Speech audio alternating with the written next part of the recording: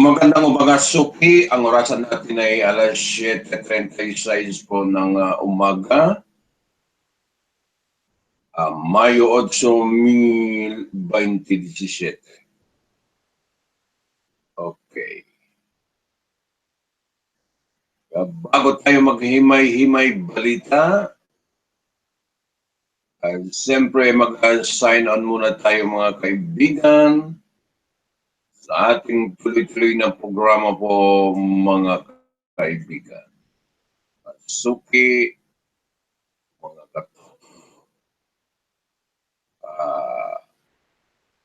sa pang-araw-araw nyo ay makinig dito po sa live broadcast natin mga kaibigan. Okay. Nag-mix natin minsan ay mag-report tayo sa ating mga stasyon. Itong RPN, WDX Jensen, pag mga tanghali alas 3 po mga kaibigan.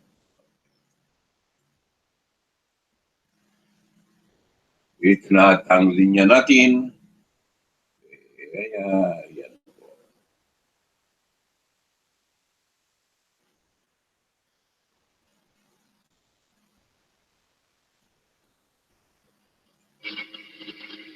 Sign on mo tayo.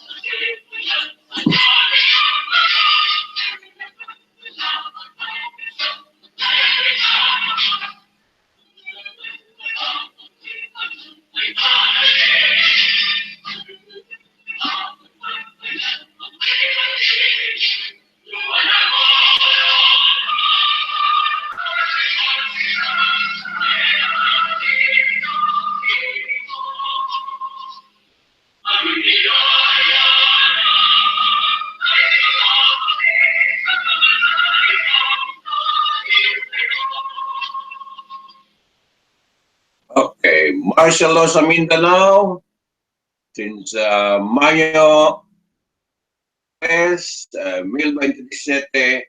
Anong araw na ngayon? Sa Hunyo 8, 2017 na. Ilang araw na? 16 days na. Yan po ang martial law in Mindanao.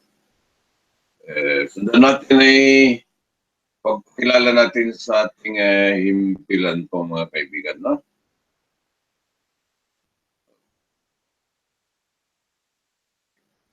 Ayaw at magpakilala.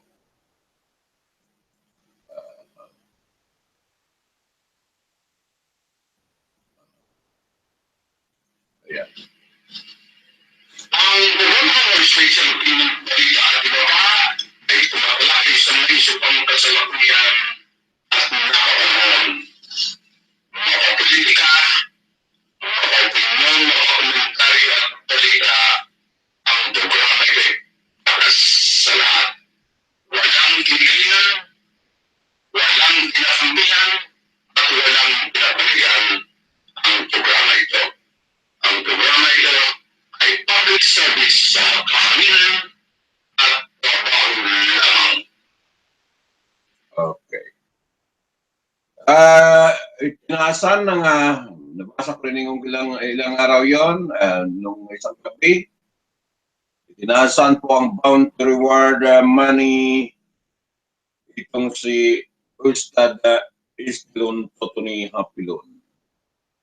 10 million patul 15 million yan ang halaga po ng itong tao ito. 10 to 15 million po itong halaga ng isang tao ito. Iba pa yung 5 million binigay ng American government sa reward nito. Kung sino po ay makapag-turo para para mahuli buhay o patay. Grabe.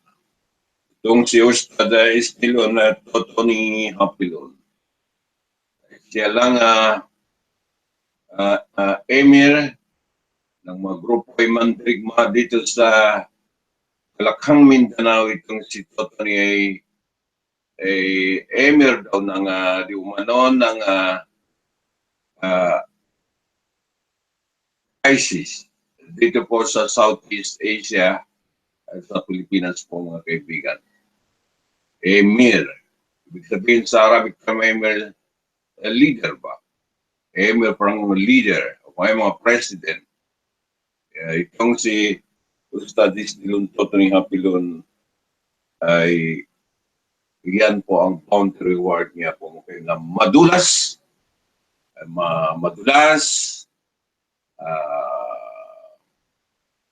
itong mandirigma po magmula dito po sa Mindanao. Kaya ito rin ang malakas ang loob ay sinasabi niya itong Pangulo natin na isang tagu. Tagut po. Tagut na salitang Arabic na lala ko itong mga term na tagut ay noong mga panahon parang tigmaan po sa ng propeta natin si Prophet Muhammad peace be upon him may tagut. Yan po sa lupang Makkah sa itong Madina po mga kaibigan. Bihira po ay ginamit ang termino yan, tagut na po yan mga kaibigan.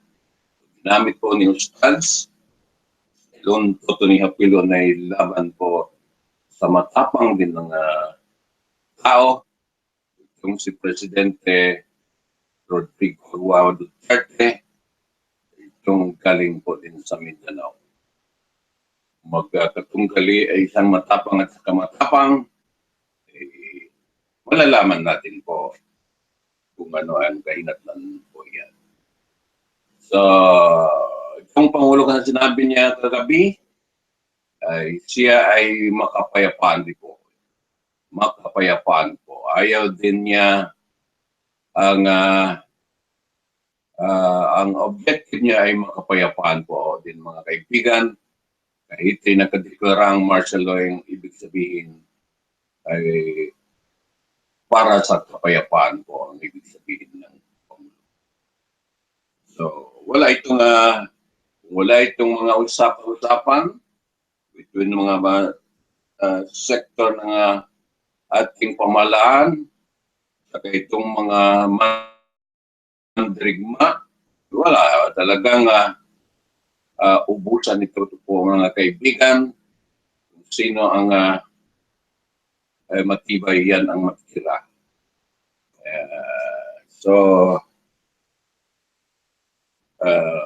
Wala tayong ma-expect na total peace sa Mindanao.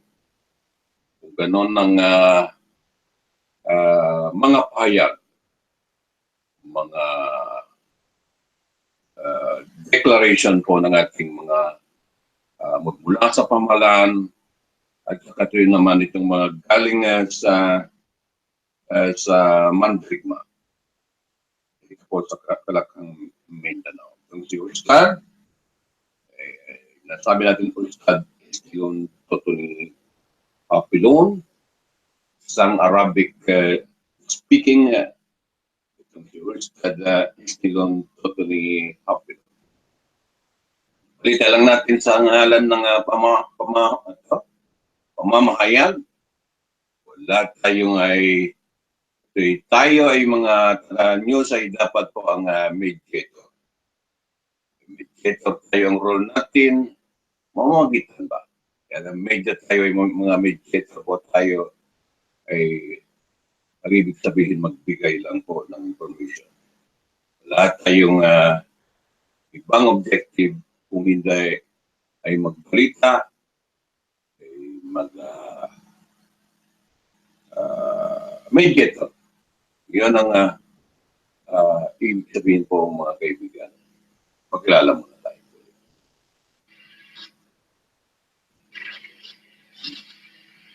Ang programa ng Special Cleaning Balita at Ibaba ay tumatalakay sa mga isyu pang kasalukuyan at nakauhon. Makapolitika, makaopinyon, makakomentary at balita, ang programa ay para sa lahat. Walang pinigilan, walang kinakampihan, at walang pinapanigan ang programa ito. Ang programa ito ay public service sa kahanginan at trabaho lamang. Naalala ko ito, itong si Senator Antonio Trillanes po, Deport ay nakapuntos po sa kanyang maling paratang sa kanila ng mga oposisyon. Ang retrato po ay, ang caption po ay 2015.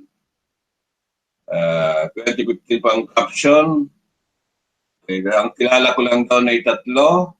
Itong si dating political advisor ng Malacanang si Llamas po, mga kaibigan, si Gary Alejano po at saka itong si Senator Antonio Trillanes Deport po. So, para doon sa caption, ang retrato po nakuha ng ating Justice Secretary itong si tawag ko ito kay DOJ Secretary Vitiliano Aguirre declared na kuwansa no, na kuryente, kawawa naman. Kaya nga advice ko sa iyo ay Secretary Aguirre, talagang tingnan mo ang page, ang mga picture po ng iyong mga source po. Lalo na sa social media po mga kaibigan. Itong social media, kung hindi ka maingat, pabalik-balik lang yan, ikot-ikot yung mga retrato, post-repost po mga kaibigan. So, bantayan mo talaga yung date, kung kailan pinost yung mga caption ay bantayan mo talaga para hindi ka mapasok, para hindi ka makuryente, Secretary ng DOJ, itong si Vitaliano Aguirre. So, nakapuntos ito. Itong si Senator Antonio Trillanes Deport, isa rin matapang na lalaki itong si Senator Antonio Trillanes po Deport. Okay, no? So, maghanap buhay muna tayo. Kahit napaso na kuryente itong si Secretary ng DOJ, itong si Vitaliano Aguirre, maghanap buhay tayo kahit na kuryente siya. Kanyang source. Huwag kumuha ng intelligence source po sa mga social media, lalo na po sa Facebook po mga kaibigan. Kailangan ng mga inter-report nyo ay balido po galing talaga sa ground. Okay. Okay, ito si hanap buhay muna tayo.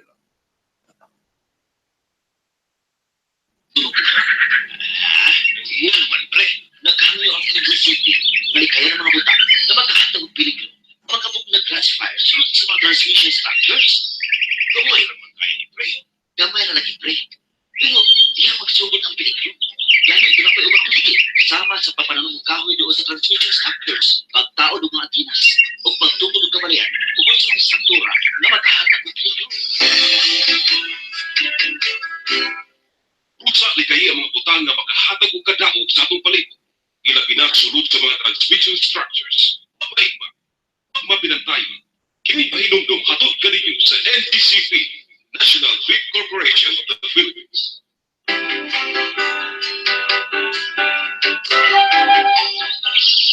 Oy, pre. Asa ka ato? Ay, what to Kuya George? Mag-usa mo ka rito, pre. Kung tapang nila kay magtugtog pa sila og balay.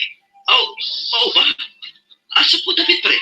Ingon ni George nga duol pa daw sa may transmission structure. Usa? Mao ka na, makulit ko mo. Ito pa kasi pre. Dili, wati ko. Aron pa'y baluan sila nga di ayaw inabuhato. Tungkol kibawutang sa delikado ang ilang kinabuhi kung magbalay sila doon sa transmission structures. Mao ba nila pre? Manala, dili na magbukay kung magbuklan sila. Buksa transmission structures. Pabay ba?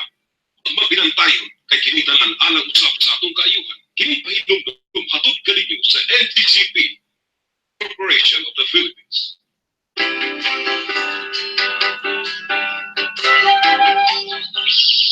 Oy, pre, asa ka ato? Ay, want to win, George. Mag-unsa ba ka rito, pre? Tutabang nila kay magtukod pa sila og balay. Oh, mao ba? Asa po David, pre? Ingon ni George nga duol ba daw sa may transmission structure? Unsa? Oh, mao ka na, magulit ko nimo. Ipapa kasi pre. Dili, wala ko. Aron tayo baluan sila, nga dili ayaw ang buhaton. Tungod kibawtang sa delikado ang ilang kinabuhi. Kung magbalay siya dugal sa transmission structures. Mao ba ni ay pre? Manana, dili na magpugay kung mamungan sila. Busa ni kahi ang mga butang nga makahatag og kadaot sa atong palibot. Ilabi na sulod sa mga transmission structures. Pabay ba? Ang mabinantayon, kini pahinumdum hatod kaninyo sa NTCP, National Grid Corporation of the Philippines. Okay. Basahin muna natin unang bukso ng balita, no? So itong Marawi under siege is like looking at Aleppo. Like Hapon Pinos, the footage of that came out online, we cannot recognize them looking at this picture. There is no semblance of Marawi in them.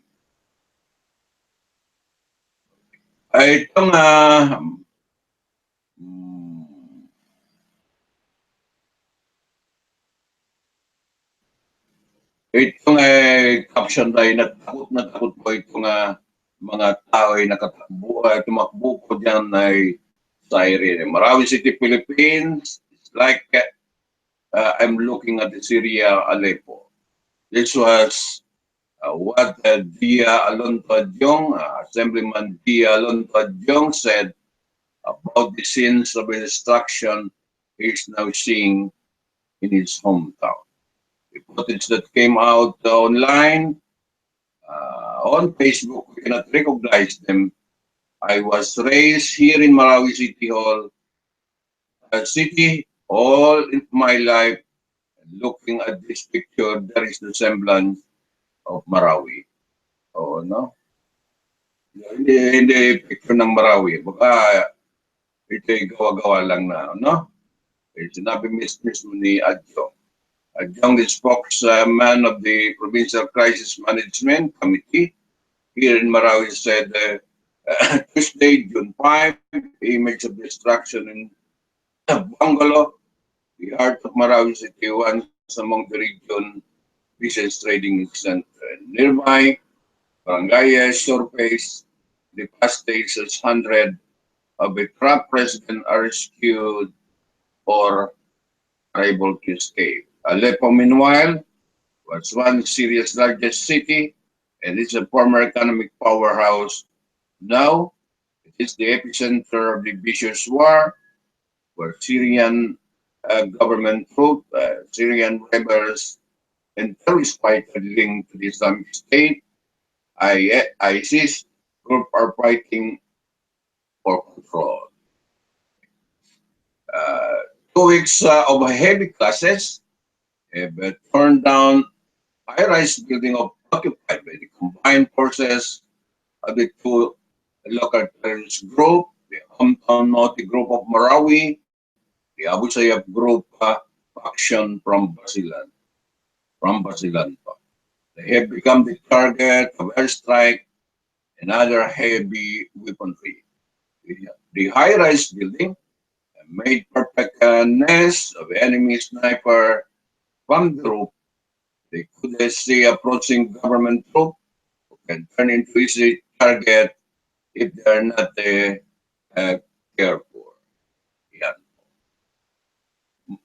Marami talaga ISIS doon, pero nakahiwalay sila. Bawat bahay may ISIS na 5 o 3 nakapost sniper, kaya hindi makapasok ang mga sundalo. Mataas man ang bahay, nasa baba ang sundalo, said Marjorie Sumanduran, a construction worker who was trapped in Marawi for several days.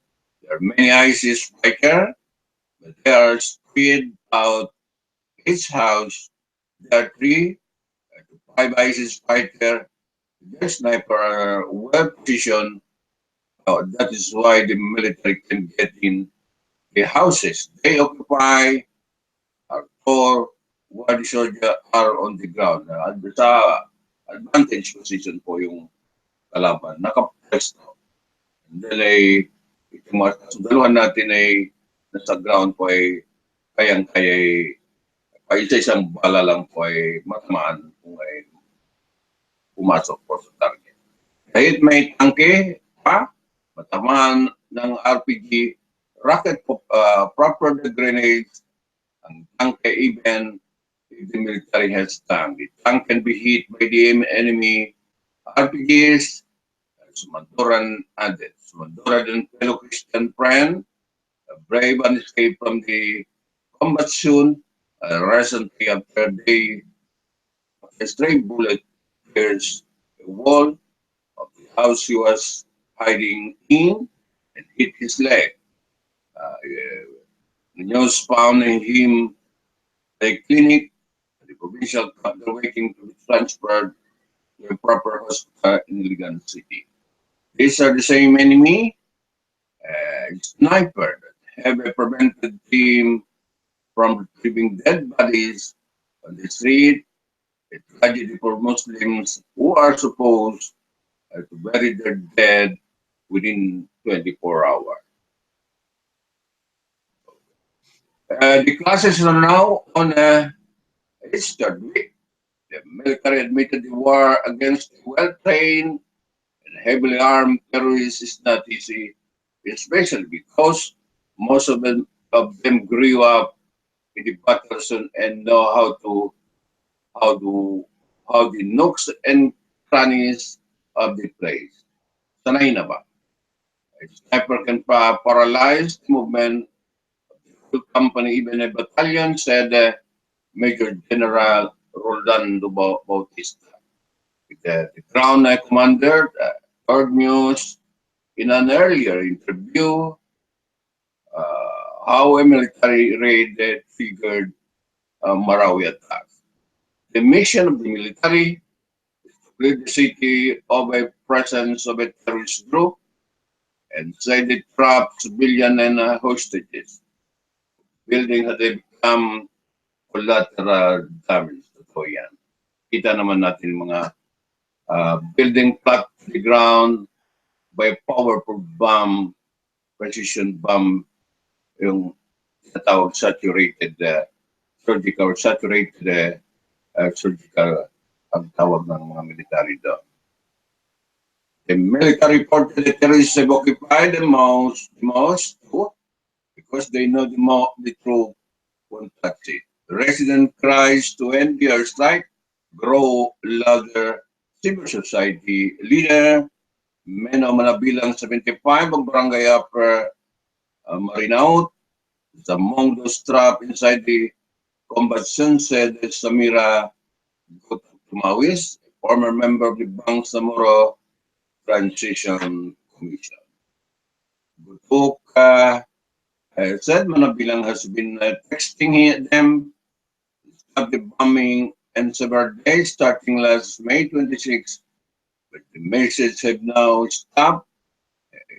He's still alive, Gutukas.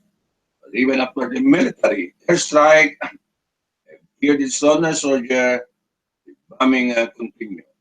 We even cried during that time. Our officers were very emotional, losing people, our own people, and napakasakit noon. It's a very painful, said Lieutenant General Carlito Calves Jr., the press conference here. But I called up the commander and said, we have to move on. We have to finish this fight. We have to start again and again. We will finish when a responsibility later. We have something to finish. Immediately, Galvez added. The residents are victim, but so are the soldier. Ganun talaga. Kasi magkontriyan yan armas versus armas, talagang magpuntriyahan po talaga. Imposible, walang casualty kung kill in action, wounded in action, kung talagang magpuntriyahan po, magkalaban po mga kaibigan. Ayan po mga kaibigan.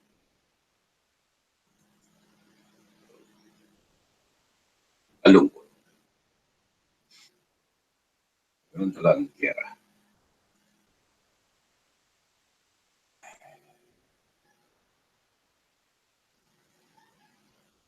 Hanap buhay mo.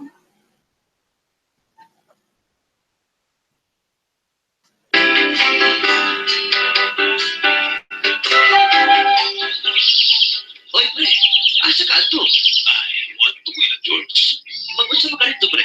Kung tamang nila, magtukod ba sila o balay? Mao ba? Asa po dapit, pre? Ingon ni George nga duol man daw sa may transmission structure. Unsa? Mao ka na, kukunin ko ni mo. Lima pa na siya, pre. Dili, wato ko. Aron kay maluwag sila nga dili maayo ang inabuhato. Tungod kibawtang sa delikado ang ilang kinabuhi. Kung magbalay siya duol sa transmission structures. Mao ba niya, pre? Manana, dili na magpugay kung magpuglan sila. Busa ni kayo ang mga butang nga makahatag og kadaog sa atong palibot. Mga transmission structures. Mabait ba? Mapinantayan. Kini pahinumdum hatod kaninyo sa NTCP, National Street Corp of the Philippines. May left us mounted gunmen to free the hostages. Panawagan natin lahat ito kasi wala po yung kasalanan po. Kahit nandiyan sila tapos sa kaguluhan niya, wala silang labot, sabi ng Bisaya po, mga hostages po yan, mga kaibigan. So, panawagan natin, so sumama tayo sa panawagan ng MILF, palaya po itong mga hostages.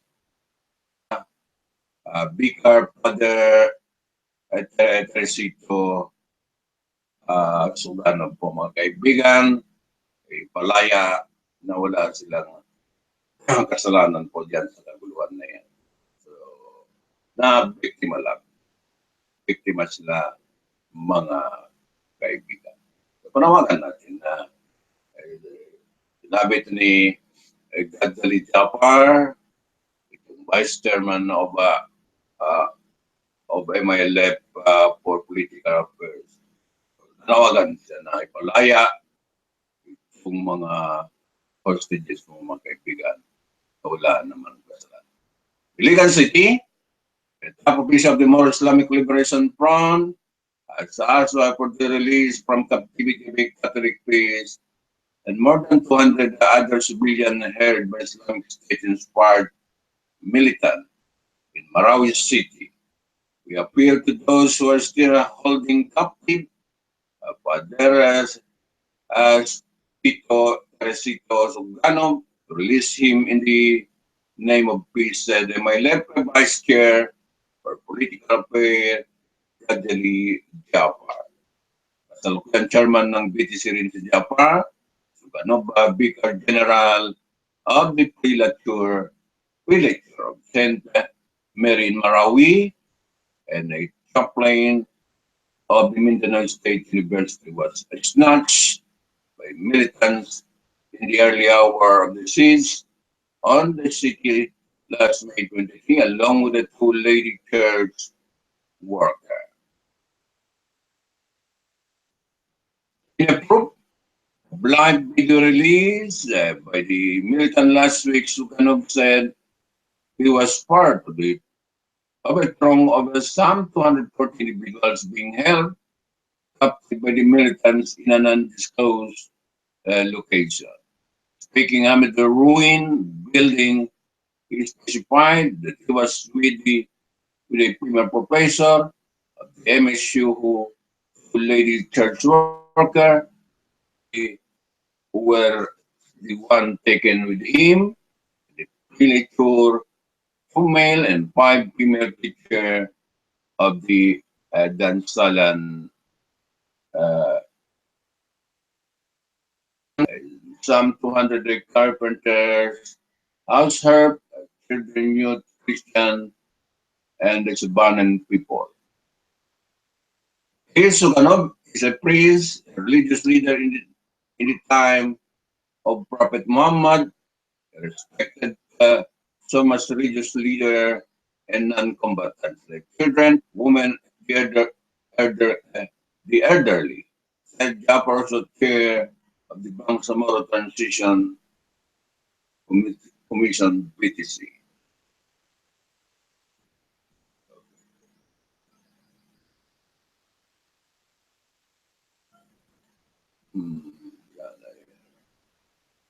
By releasing Sugano, at the soonest possible time, we are sure that the shots deed will be rewarded by Allah, the apparatus. Sugano has worked for for over 20 years in a very high capacities.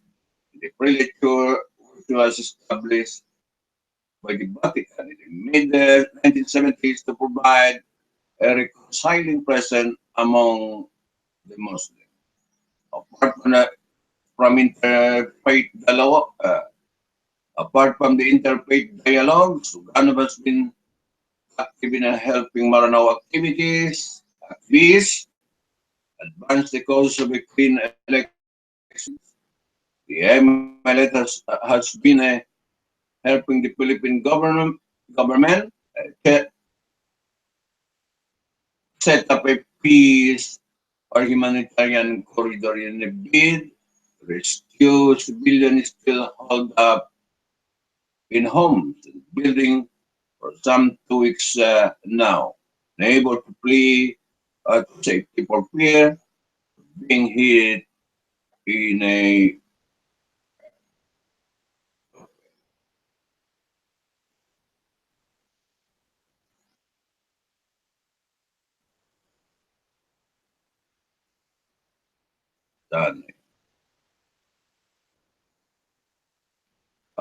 Maranao woman leader Samira Gutok at Mami sculptor on everyone who are in the position to influence the Maute group on humanitarian ground to help in securing the freedom of Sugano and other hostages. We appeal to government to carefully consider its military option, giving a greater weight to the safety of hostages and trapped civilians. He said this corridor initiative was brought a 4-hour respite from a fighting since Sunday, although it is very specific only to the 3-kilometer stretch of a space that ran across Marawi Business District. Okay. So wala mo nang kamang Marawi po mga kaibigan. Sa nangyari po sa Marawi po mga kaibigan, no? Ayan po ang balik.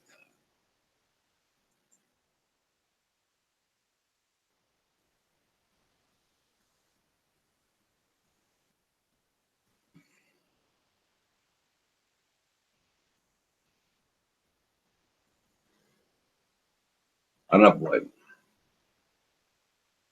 Orasan natin alas 8:10. Pre, nasayod na ba ka? Na naimitig ko pa sa buntag sa tarang gwardya? Wala pa, pre. Kung sa tayo mitingan, sumala sabi mo, pre. Doon ay kanabutan sa itabong kawat sa mga wire sa kuryente. Ay, wala kipon na. Kadaot mo ko sa mga tao. Wala sila masayod kung sa kadelikadong ilang kibuhat. Tinuod yun na, pre. Daghan ang maangin. O kibutak pa nila sa Pilipino nilang kinabuhi. Kampyo sa kamay ng kantidad sa wire. Una yan ngayon masayod sa katauhan, pre. Ang magpakawat nila sa wire sa mga nagkanayang high voltage transmission. Kita niya kung tanan na mahimong alakot. Sakto ka, pre. Maginagda ng mga wire. Magkatugod nilang transmission. Hinungdan ng what ang ginug supply sa kuryente. Ay, maunang damay tatanan, pre. Pusa ni kaya ang mga butang na makahatag o kadaot sa atong palit. Ilabi na sulod sa mga transmission structures. Babay pa, mabinantayon kay kinita na ang kaayuhan. Kining pahinumdum hatod ka ninyo sa NTCP, National Grid Corporation of the Philippines. Uy, ano ka? Maganda ka sa kabasakan. Magpalupat og tabanog. O sige, adto ta dungo sa tuloy sa kuryente. Pwede mangatkat dito. Ops. Asa man mo mga to ha? Kabalo ba mo nga delikado magduwa doon sa tore sa kuryente? Ganong delikado man nang. Ay, nako. Pag musangit ang inyong tabanog sa kuryente, makuryentihan unya mo. Maupon ay pwedeng mahitabo ninyo o mukatkat mo anong tore sa kuryente. Ala, luka di ay no? Mao jud, mauna, ngayaw mo pagduwa-duwa dito ha? I-manage yun na ninyo. Oo, manang. Kini pahinumdum hatod kaninyo sa NTCP, National Grid Corporation of the Philippines. Ligtas na daloy ng elektrisidad at mabilis na serbisyo hatid sa mga kumukonsumo ng kuryente. Ngunit ito'y maaaring matigil magdulot ng brownout o pagkasawi kung sasaway tayo sa ligtas na distansya sa mga tore, poste at linya ng kuryente. Mag-ugnayan sa NGCP sa telepono bilang 02-981-4545. Kung may alam kayong hindi ligtas na gawa ay malapit sa poste ng kuryente, isang paalala mula sa National Grid Corporation of the Philippines at ng Bantay Baterya. Hoy, pre, ayaw magsunog din ha? Yan naman, pre. Naghanyo ang NGCP, nalikaya ng mga buta, na magkahatag og peligro, na magkabuk ng grass fire, sunod sa mga transmission structures, na binagkaroon na sa Merve. Uga kaayo ang mga sagbot, na dalitan kayo dakpon sa kalayo. Gamay naman kayo ni pre. Gamay ra lagi, pre. Pero, diha magsugod ang peligro. Gani ito na pa'y ubang dili, sama sa papananong kahoy doon sa transmission structures, pagtao ng mga antinas, o pagtukod ng kabaryan, o sa mga struktura na magkahatag ng peligro. Usa likay ang mga butang nga makahatag og kadahog sa atong palibot. Ilabi na sulod sa mga transmission structures. Mabait ba? Pag mabinantayon, kay kini tanan alang usab sa atong kaayuhan. Kini pahinumdum hatod kaninyo sa NTCP, National Grid Corporation of the Philippines. Hoy, pre, ayaw magsunog. Yan naman, pre. Naghanyo ang NGCP, nalikaya ng mga buta, na magkahatag ng peligro, na magkabuk ng grass fire, sunod sa mga transmission structures. Gamay naman kayo ni pre. Gamay na lagi, pre. Sugod ang peligro. Gano'n ito na pa'y ubang dili, sama sa papananong kahoy doon sa transmission structures, pagtao ng mga antinas, o pagtukod ng kabaryan, o sa mga struktura na magkahatag ng peligro. Usa likay ang mga butang nga makahatag og kadahog sa atong palibot. Ilabi na sulod sa mga transmission structures. Mabait ba? Pag mabinantayon, kini pahinumdum hatod kaninyo sa NTCP, National Grid Corporation of the Philippines. Okay. Ayan po ang hanap buhay. Itong kasunod na balita, no, presidential election on May 20 unless Marcos Robredo case is resolved by Supreme Court say. One day after former Senator Ferdinand Bongbong Marcos Jr. asked the Supreme Court SCI acting as Presidential Election Tribunal to expedite the protest hearing filed against VP Leni Robredo, as he has released a controversial initial decision that shocked the camp of Vice President Leni Robredo. Okay. The same day that the supporter of President Rodrigo Duterte claimed that the latter was cheated by more than 5 million votes. The Supreme Court has decided to postpone the 22 general election until the election protest fired by the Marcos against Robredo is not resolved. In a single page, immediate resolution released by the Supreme Court on Wednesday said that all pending cases must be resolved. The people can choose really without any doubt as he is referring to Marcos versus Robredo case, the latest allegation with the third supporter, which will be factored into on succeeding day. The resolution also welcomed petition from Aider Kam. The Kam of Robredo was shocked, but legal counsel attorney Regina Fernandez said they will do all the legal remedies to make Lenny Robredo a president by 2022. Ayan. The decision issued by the Supreme Court is expected to get mixed response from both Duterte and Marcos critics, but the Congress has no plan to question the Supreme Court decision. The Congress through House Secretary Divina Gracia and the House is full with so many things and will not deal with the Supreme Court regarding the election concern.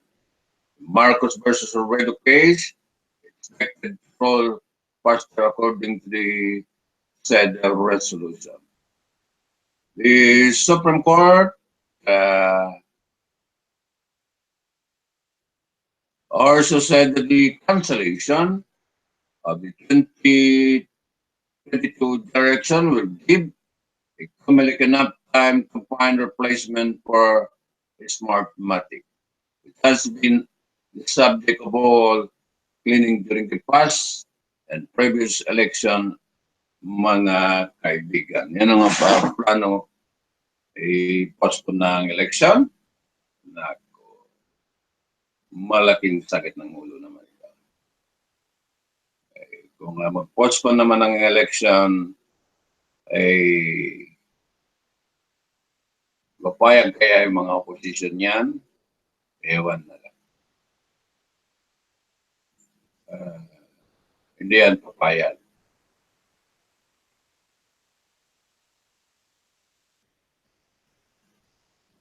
Sigurado tayo hindi papayag po mga kaibigan.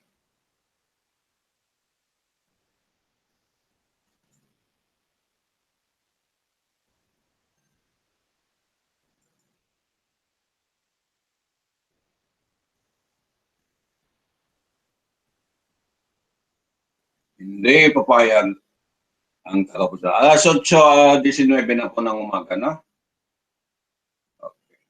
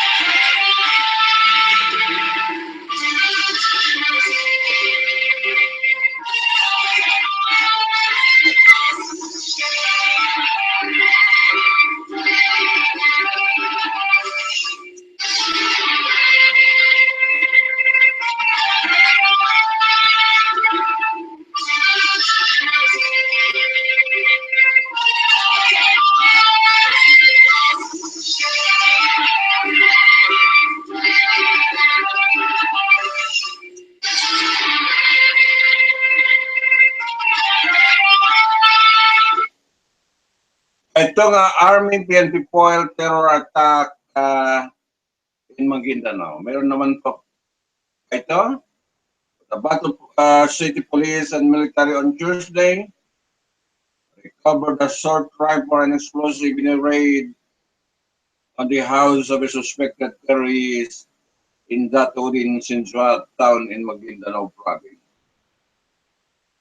Captain Arvin Encinas, Civil Military Operation Chief of the Army 6th Infantry Division, on Wednesday said that the joint anti-terror operation of the police criminal investigation, detection group and soldier in a safe house in the Mapatoy village, started in the sales of a firearm, the arrest of a certain Kamaruddin Butokan Ragiap.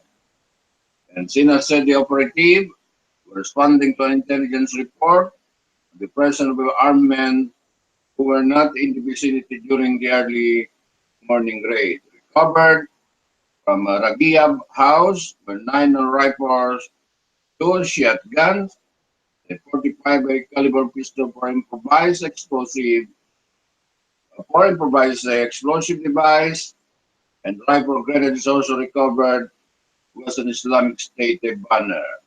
On Sunday, the military foiled an attempt by affiliate Hawaii's inspired terrorists to make Mama sa Panot town in Mindanao another base where they would launch offensive similar to take over a section of Marawi City. And Sina said about 80 armed men belonging to the Bangsamoro Islamic Freedom Fighters tried to overrun a detachment of the 40th Infantry Battalion IB in Mamasapano, but the soldier thwarted the attempt. Corporal Samsudin Muhammad died in the firefight. According by military, local officials said that at 4 a.m. on Sunday, Muhammad noticed heavily armed men trying to get closer to the detachment in Barangay Nalipaw, site of the 2015 class that left 44 members. The police, the Special Action Force, and 17 others, including Moro rebel dead. Muhammad, a Mindanao Muslim, was awake as early as 2 a.m. to prepare his food as he was fasting. Although outnumbered the Encinas, said Muhammad, an element to be appropriate.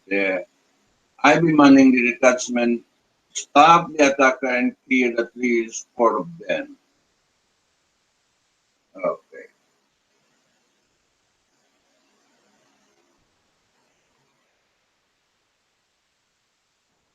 Ayan po ang balita po mga kaibigan.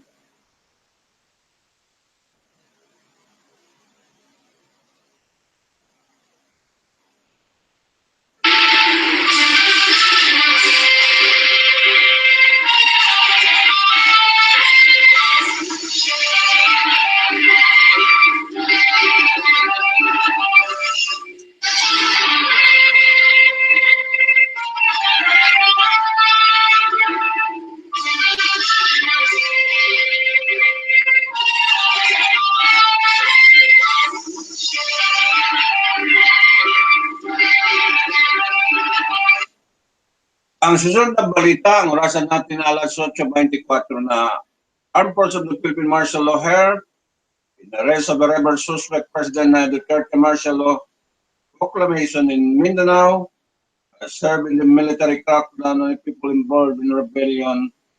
The Armed Forces of the Philippine spokesperson said on a Wednesday that this way by which we could have done is without a martial law. Yes, there are, but then the suspension of the privilege of the writ of habeas corpus would not be there, and that would be not expedite the arrest of a certain people that have been supporting this rebellion. Brigadier General Restituto Padilla said in a press briefing in Malacanang.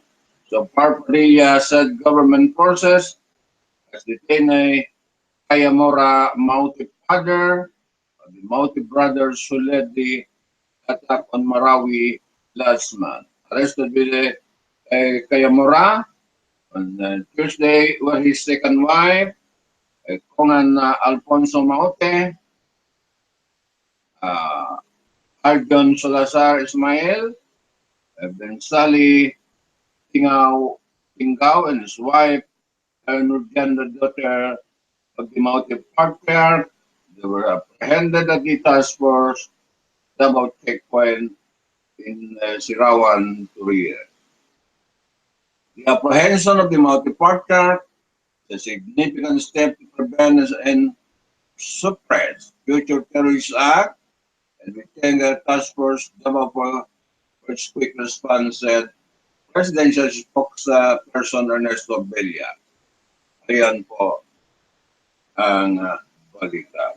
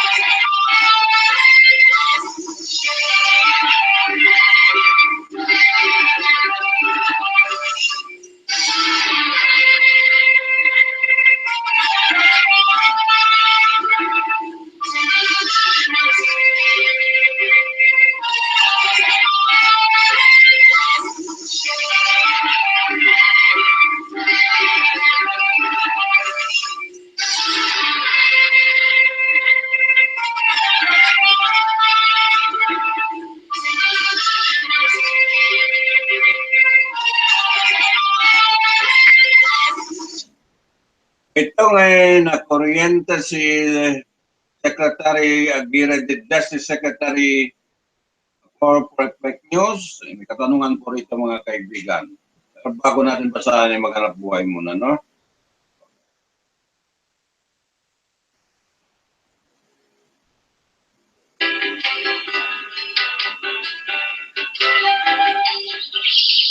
Oy, pre, asa ka ato? Ay, iwan itong nila, George. Magpagsama ka rito, pre. Kung abang pre lagi magtutup pa sila magbalay. Aw, mao ba? Asa po tabi, pre? Ikaw ni George na duwag pa daw sa may transmission structure. Kumusta? Oh, mao ka na, kukuyo ko nito. Lima pa ko sa pre. Hindi, wala ko. Aron tayo baruan sila kung ayaw na mato. Iwan ni Mautang sa delikado kaya kinabuhi. Magbalay sa duwag sa transmission structures. Oh, pa na, pre. Anara, hindi mo na magpugay ko magpugay sila. Kaya mga butang na makahatag o kadaog sa atong balik. Pinapinas sulod sa mga transmission structures. Papaikman, pag mga binantayan, ay tinignanan alang usap sa atong kaayuhan. Kaya pahinumdum atong galinyo sa NDCP, National Trade Corporation of the Philippines. Katanungan din the Justice Secretary Aguirre call for fake news on ostensibly opening himself. A firestorm of criticism, Justice Secretary Vitaliano Aguirre II on Wednesday, leading opposition Senator Bam Aquino and Adolfo Trillanes IV to the bloody terror attack in Marawi City. Aguirre claimed the senator flew to Marawi and met with the members of two influential local political clans a few days before the May 23 siege. Besides the two senators, the senator vocal critic of a President Duterte, Magdalo Representative Gary Alejano, and Ronald Llamas, the political advisor of former President Benigno Aquino III, were also present at the meeting supposedly held on May 2 at the Lake View Resort Hotel. Aguirre showed immediately a photo of the supposed meeting. Senator Bam Aquino went to Marawi on April 24 and April 28. They stayed there, present, writing Aquino, Ronald Llamas, Alejandro Trillanes, and some clan there in Marawi. They were more families. Aguirre toured a press briefing. I don't know why after they went there, the violence broke out after about 2 weeks, he said. Families present. When asked if Mauti member attended the meeting, Aguirre said, I don't know. I was told that they met with several families, there including the Lukman along with the Alonso family. But I don't want to connect it unless there is evidence linking them with the money. Says to continue the referring to the bundle, the cash, and I still stick with the worth of 79 million that the military recovered from my house occupied by Mauti sniper in Marawi. As about the possibility that Aquino, Trillanes, Alejandro, and Llamas were responsible for the Marawi siege, Aguirre replied, yes, but I don't want to go on a speculation.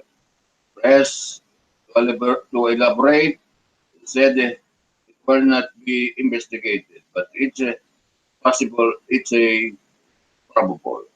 The Justice Secretary said the incident could also be part of the destabilization plot against Mr. Duterte, contradicting the statement of the military, the president himself, that the attack in Marawi was related to terrorism, led to the declaration of martial law in Mindanao. It's different That's why I said could be terrorism.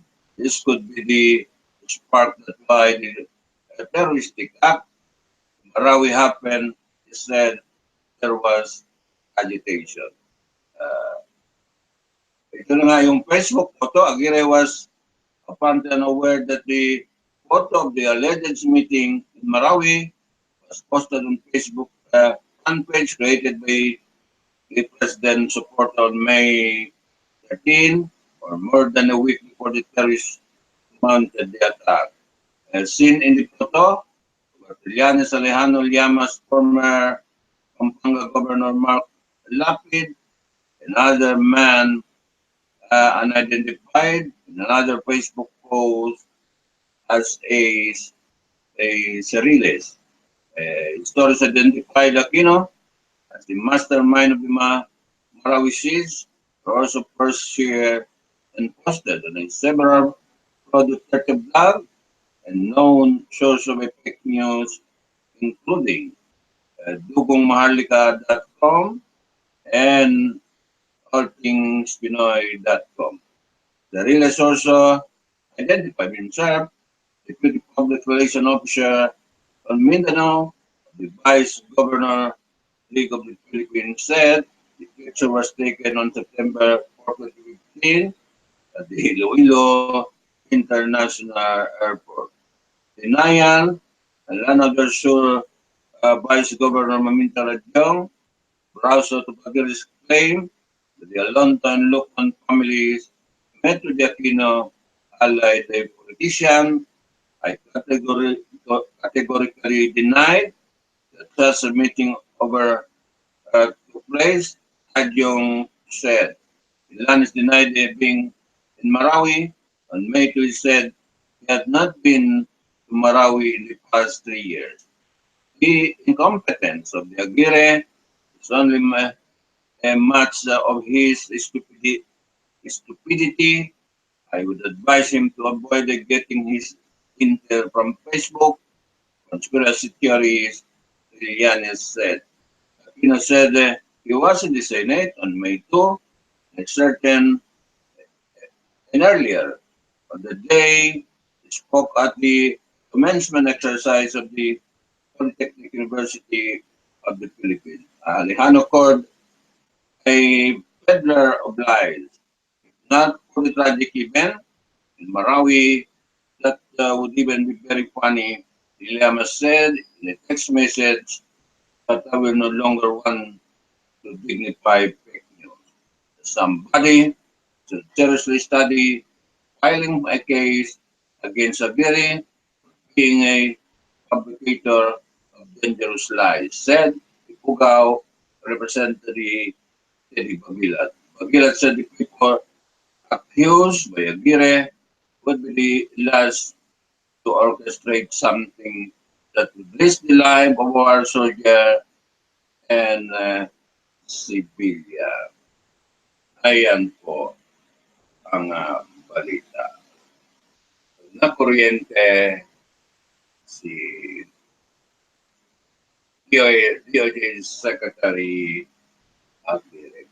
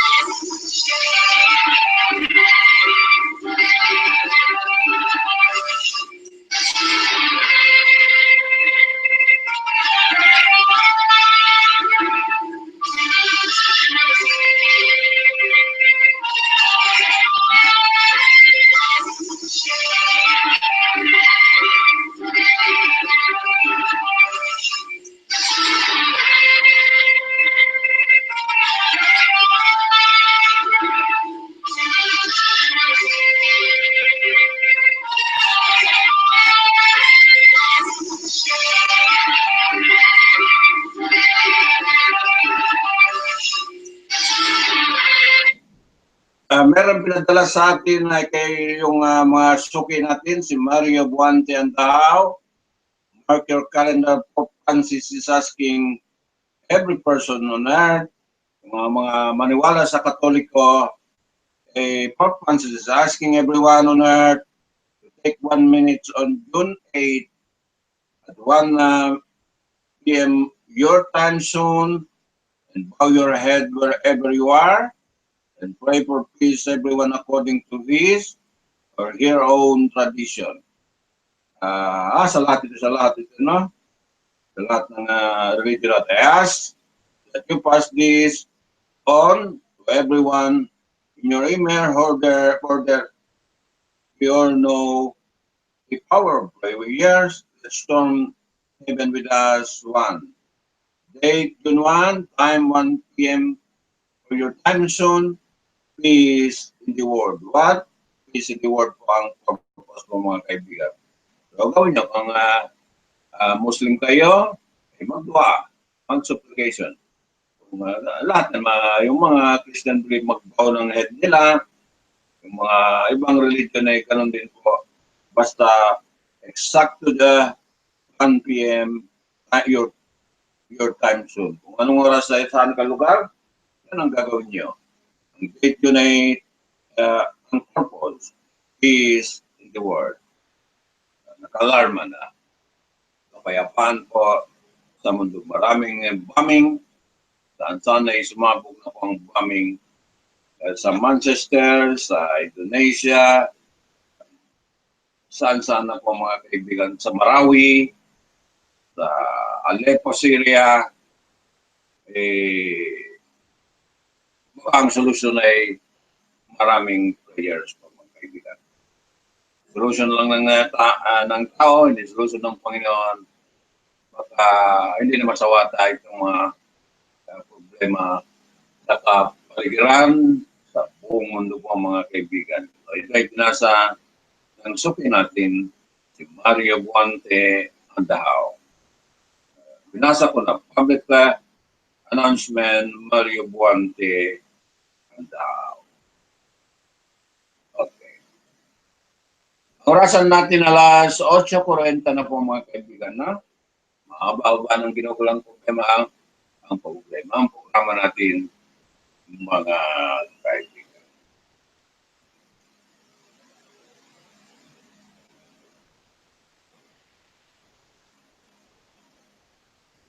Maya-maya magbasa na tayo ng local news. Tapusin muna natin itong ibang balita o mga kaibigan.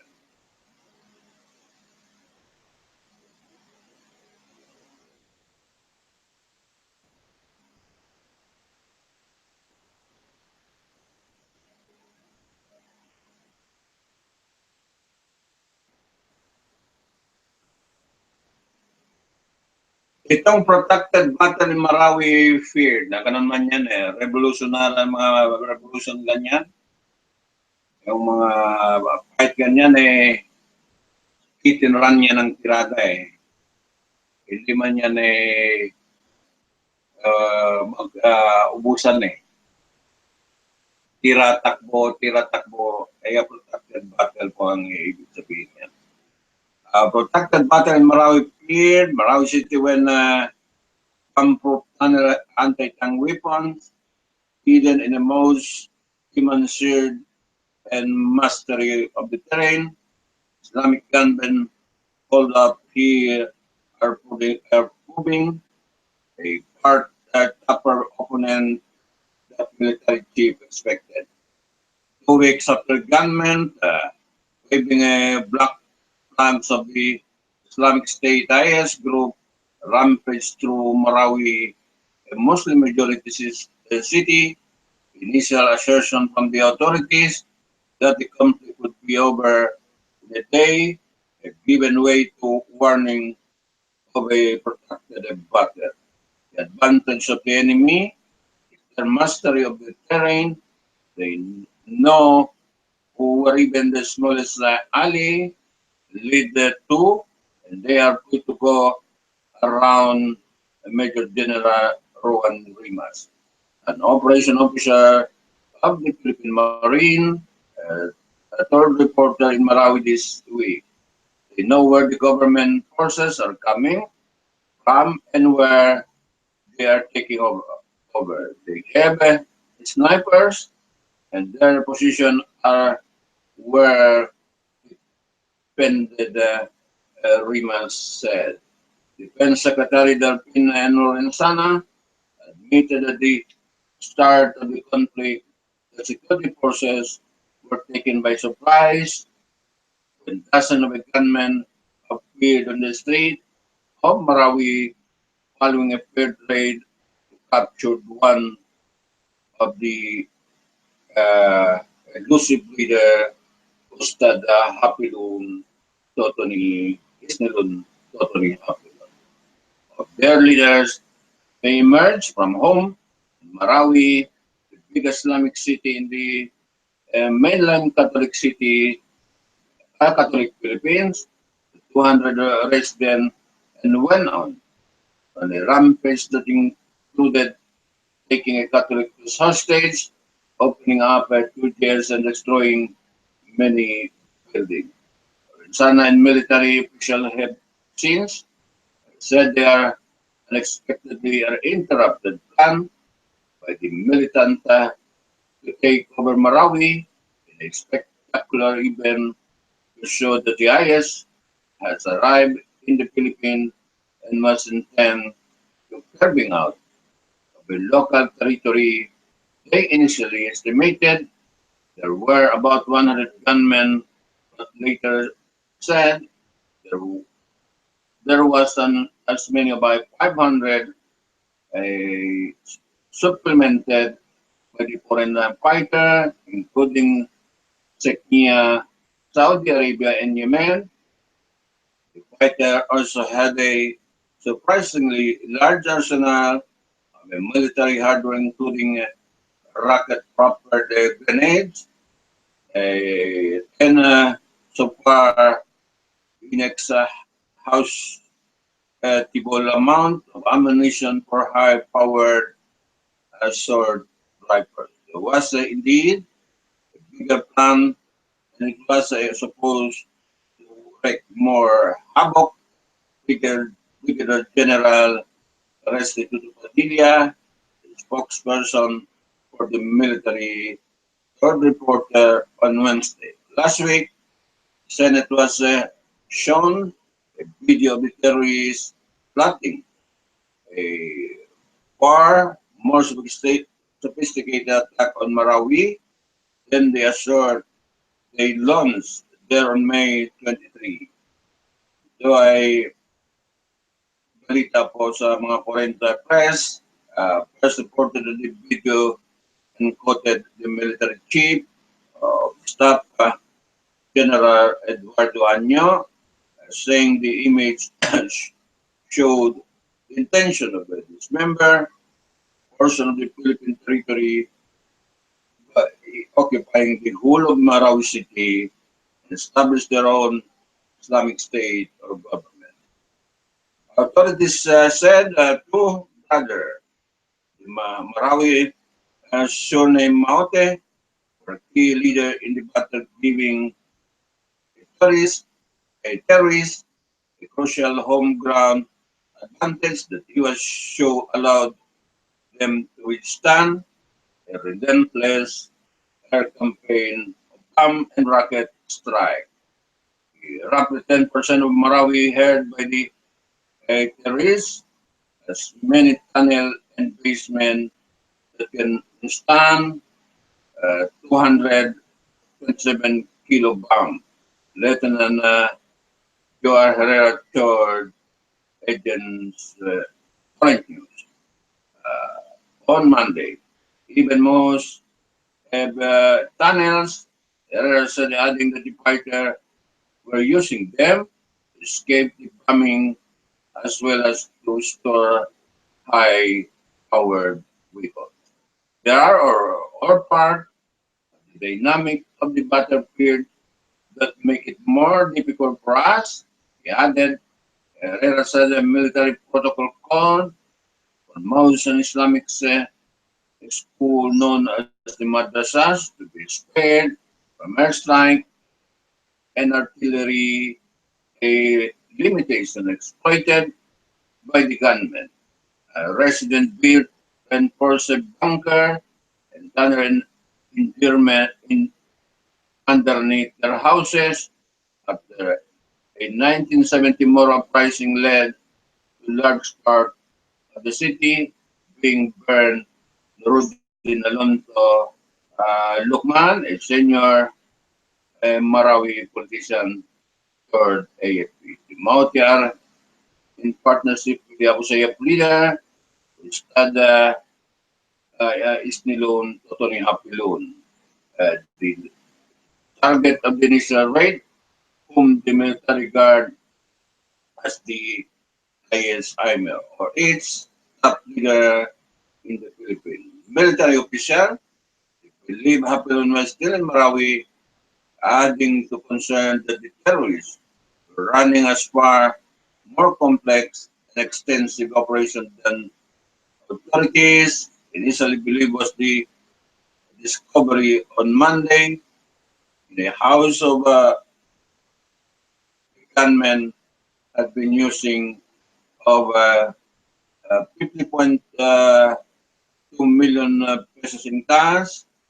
Gunmen have be added insurance of about 2,000 billion, serving as a built-for human shield, along with the priest, Father Teresito Suganov, and more than a dozen civilian kidnapped at the start of the crisis. President Rodrigo Duterte imposed martial law across the entire island of Mindanao, home to 20 million people, within hours of the crisis erupting in the bid to quickly crash and what he said was the fast rising threat from IS. He set a target late last week the Tuesday to clear the city of the terrorists. At that the deadline passed, Mr. Duterte issued a typically aggressive rhetoric to soldiers. I am ordering you to crush your enemies, he said in a speech to troops in the south on Tuesday. When I say crush them, you have to destroy everything, including life. But, a quick military victory looked increasingly unlikely. Sana, who saw his own 10-day target pass the weekend, sent battle in the recent year with the Islamist terrorists in Mindanao typically had them running away, but at this time they were showing far more resolve. Okay. Ayan po ang balita protected war.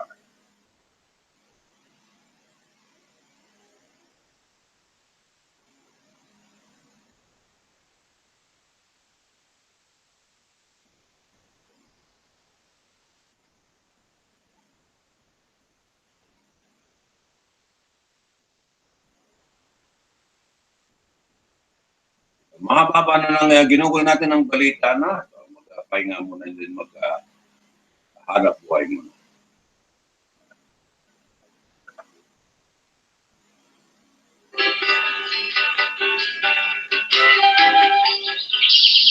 Oy, pre, asa ka ato? Ay, wag ko yung George.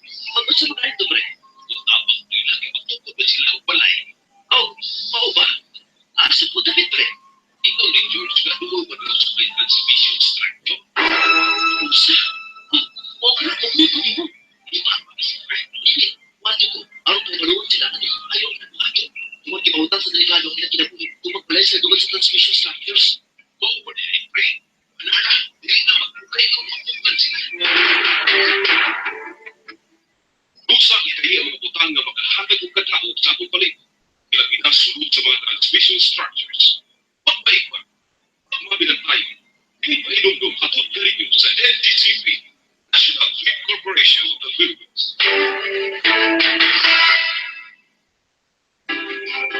Pre, nasayod na ba ka? Naimitin ko pa sa buntas na ang marcha.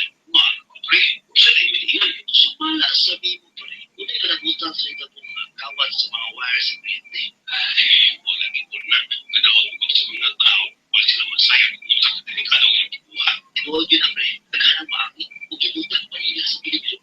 Kinagini. Kapil sa kapal ng kapital sa wire. Una yung masayang sa daw ng pre. Ang magpakawat nila sa wire sa mga nagkanayang high voltage transmission.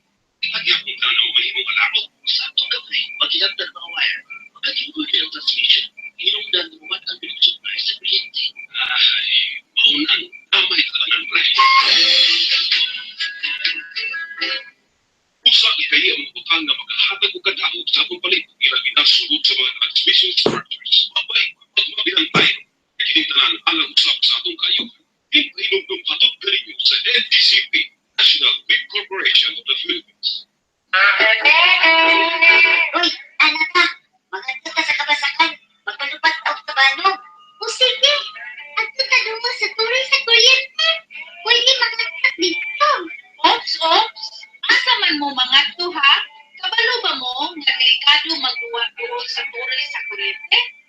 Anong delikado man lang? Ay, nako. Pag musangin ang inyong tabanog sa kuryente, makuryentihan unya mo. Maupon na pwedeng mahitabo ninyo o mukatkat mo anang tuloy sa kuryente.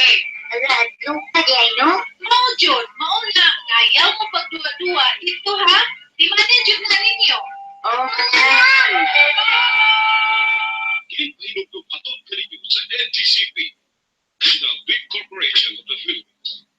Ligtas na taloy ng elektrisidad at mabilis na serbisyo natin sa mga kumukonsumo ng kuryente. Ngunit ito'y maaaring matigil magdulot ng brownout o pagkasawi kung sasaway tayo sa ligtas na distansya sa mga tore, poste at linya ng kuryente. Makipag-ugnayan sa NTCP sa telepono bilang 02-981-4545 kung may alam kayong hindi ligtas na gawain malapit sa poste ng kuryente. Isang paalala mula sa National Grid Corporation of the Philippines at ng Pantay Baterya.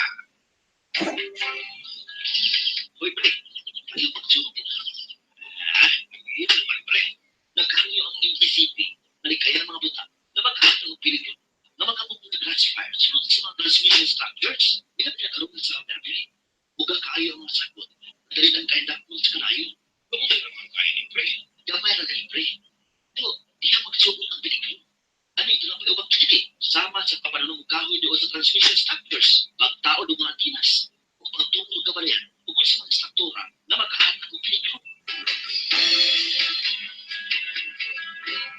Usa kaya ang butang na makahatag o kadahog sa atong palibot ilang ginasulod sa mga transmission structures. Mabay ba? Mabilang tayo. Ikinitanan alang usap sa atong kayuhan. Hinumdum hatod kaninyo sa NTCP, National Big Corporation of the Philippines. Okay, ito na nga balita. Former Marawi Mayor arrested for rebellion.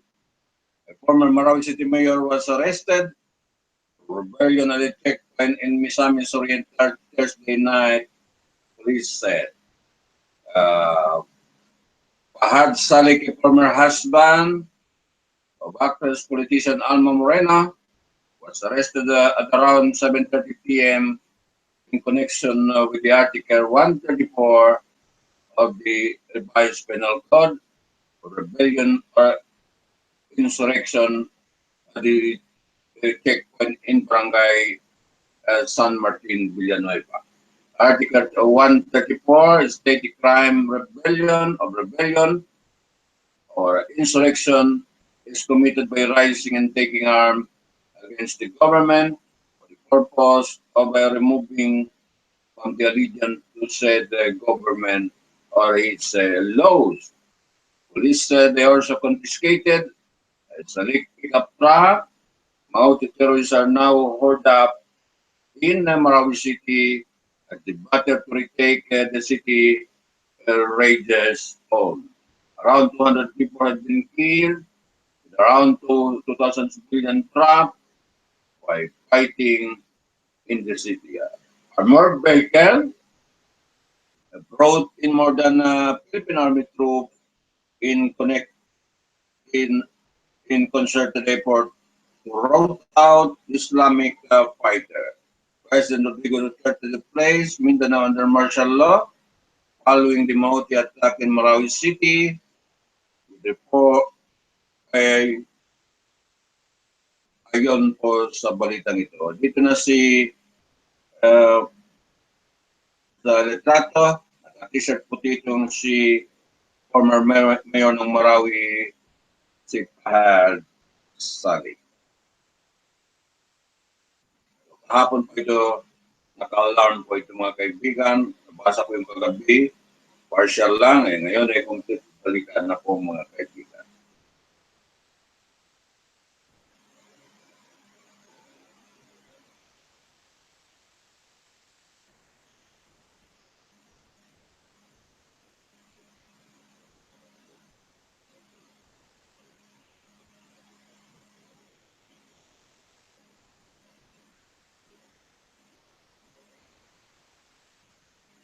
Kay Aguirre pa rin balita. Aguirre recant statement, apologize to prominent Marawi clan. Italiano Aguirre's recant has recanted his earlier statement claiming that three opposition lawmaker and former political advisor made to the Alonto and Lukman families in Marawi City. Before the Islamic State backmounted group attack the city.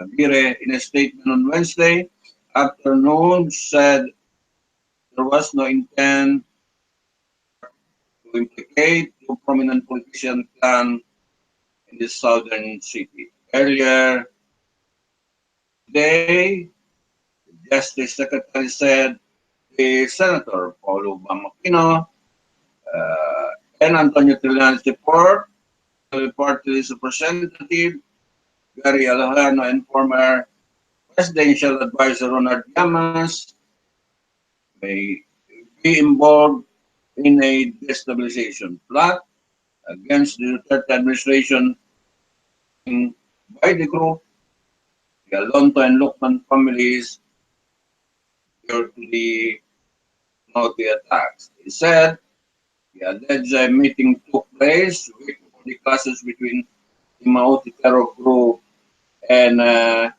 government forces started on May 23, which prompted the President Rodrigo Duterte to declare martial law in Mindanao.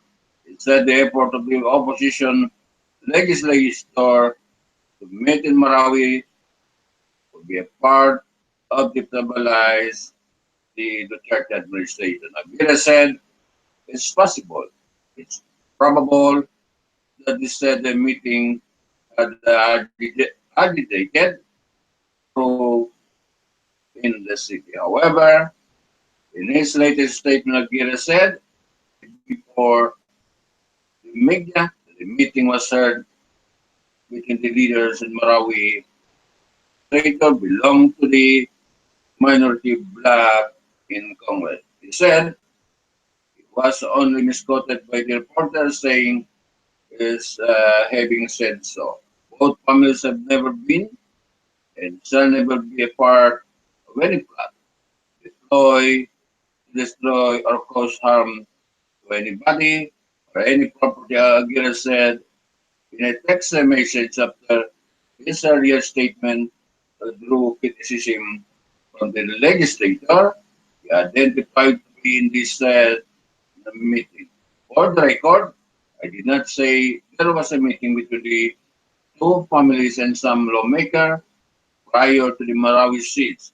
He said the meeting never took place and no member of both families ever met with Senator Trillanes, Congressman Alejano, and Ronald Llamas, he said. Governor Soraya Alonto Adjo invited Senator Bamakino to be their guest of honor during the launching of the Lano del Sur Negotiation Center as May 19, 2017. Marawi City, as he is the author of negotiation law. I was unfortunately disquoted by some reporter as having said so. He added, he apologized to the Lukman, Alonto families, but no apologize for issue for the lawmakers. He alleged were involved in the meeting. To Alonto and the Lukman families, my sincere apologies for any confusion about this issue, he said. Associate Secretary Ramirez Manwong of the Department of Justice also clarified Aguirre's the conflicting statement. SOJ statement this morning was based on the information relayed by his informant. He merely relayed to media to him upon SOJ further inquiry later today. It was clarified over certain matter, he said. Aquino earlier cautioned the Justice Secretary to verify and weigh the evidence before making false accusation against the minority lawmaker. To be clear, there was never any meeting among the individuals mentioned by Secretary Aguirre, Aquino said in a statement. It's fake news and NAPA for the head of our country's Department of Justice to make this outrageous allegation, Aquino had. Yanis for his part said, or Aguirre accusation linking him in the Marawi seats as a malicious. Second, I am not involved in any way with the Maute Group or the Marawi Incident Secretary Davin Lorenzana said so himself. He said in a statement, I also did not have any meeting in Marawi and May 13 I haven't visited Marawi for past 3 years, but don't take my word for it. Simply check the Senate record on May 2. Competence of Aguirre is only matched by his stupidity. I would advise him to avoid getting his intel from Facebook. Conspiracy theories, the senator added. In a separate statement, Llamas denied Aguirre claim saying he's still no longer dignity fake news. Hanggang kuryente itong si Secretary Aguirre po mga kaibigan. Paminsan-minsan, ganon talaga ang kalagayan. Kay balita. Ang sunod na balita, Cebuano soldier killed in Marawi siege. The Philippine officer from Catian, southern Cebu, was killed in the ongoing siege between government forces and local terrorist Maute group in Marawi City, Lanao Sur. Catian Councilor Mark Andrew Roland announced the death of a Corporal Raymond Antecristo. Paracuelles speaks on his Facebook account yesterday afternoon. Said they filed a resolution before the Municipal Council commending Catian native and bravery and valor. Paracuelles died last Wednesday, leaving his wife and 2-year-old son, who is still confined in a hospital after surgery.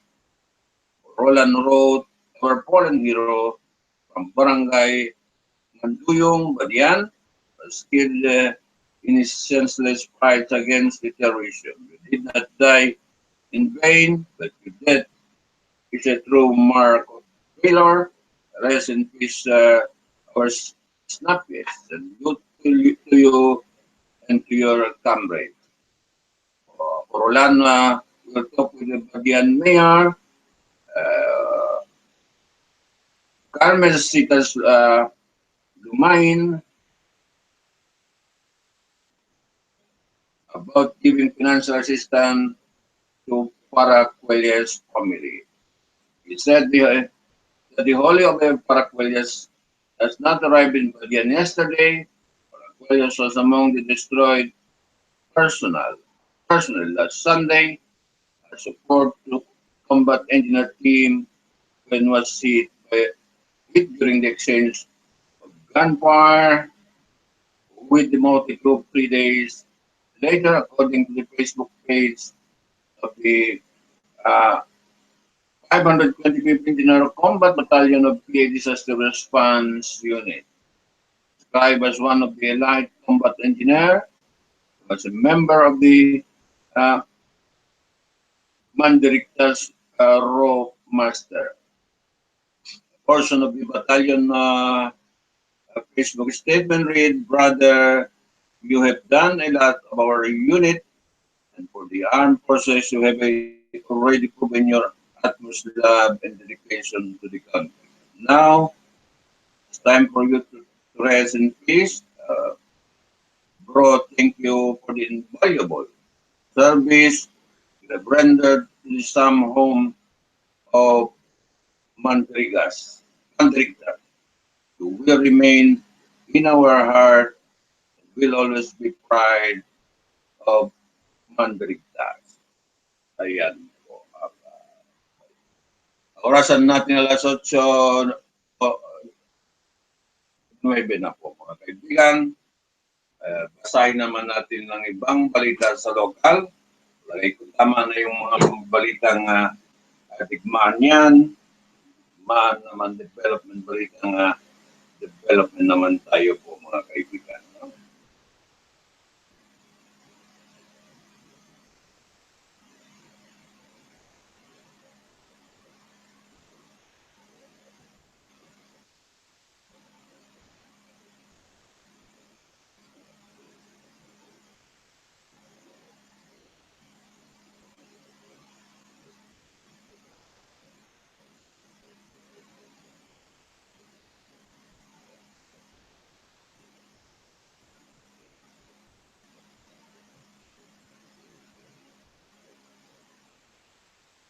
Basahin natin balita ito. Itong rescue team sa probinsya sa Sarangani, kampiyon sa emergency response competition sa Tibok Region 12. Kailan mong balita ito? Maya na usab karon ang probinsya kailan ba itong verify nga natin.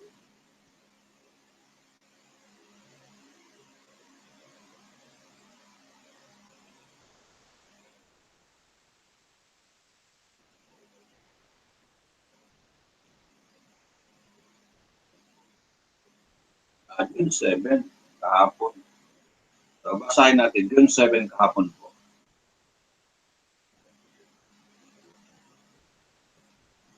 Itong rescue team sa probinsya sa Sarangani, kampiyon sa emergency response competition sa Tibok, Region 12. Nagmaya na usab karon provincial disaster risk reduction and management office sa probinsya sa Sarangani sa pagpanguna ni Mr. Rene Ponsalan, human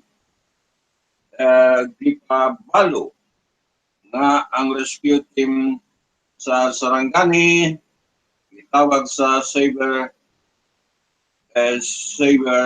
kung Sarangani Auxiliary Volunteer emergency response o nahimong kampiyon sa pagbuhay lang nahuman ang CIMEX. Kung simulation na exercise for flooding landslide incident na ginaorganisa sa Office of Civil Defense Region 12 ni Robert Lupunting, ang operation officer sa Idrimo. Sarangani, mga unang higayon karon tiga nga niapil ang Saber Rescue Team sa CIMEX sa walay pabor taliwala sa 33 nga mga delegado Entero Region 12 na himo kining kampiyon na nakakuha sa pinakamataas na rating nga 94%. Ipildi sa sarangani ang duha ka tuig nga depend.